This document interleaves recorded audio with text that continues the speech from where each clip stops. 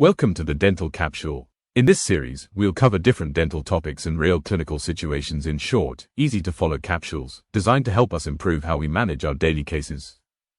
In this capsule, we're going to talk about how to manage dental patients who are currently receiving chemotherapy or have recently completed it. Chemotherapy can save a patient's life, but for us dentists, it completely changes how we plan treatment. Everything becomes more delicate and more controlled. First, let's understand what chemotherapy actually does. Chemotherapy targets rapidly dividing cells. That includes cancer cells, but it also affects the bone marrow, the oral mucosa, and the salivary glands. And that leads to several issues in the dental chair.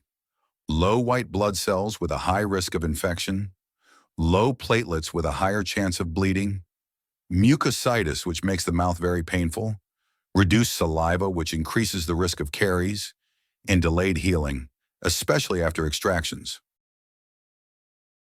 Before starting any dental treatment, there are 3 things you must check.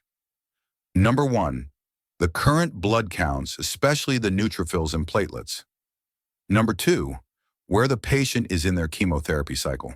There are usually safer windows, often just before the next cycle. And number 3, medical clearance from the oncologist for any invasive procedure. If neutrophils are low, postpone treatment. If platelets are low, the oncologist may need to arrange a transfusion before anything invasive. So what can you safely do during chemotherapy? During active chemo, keep treatment simple and conservative. Provide emergency care only.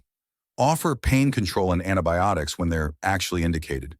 You can do non-invasive procedures like simple restorations or endodontic treatment.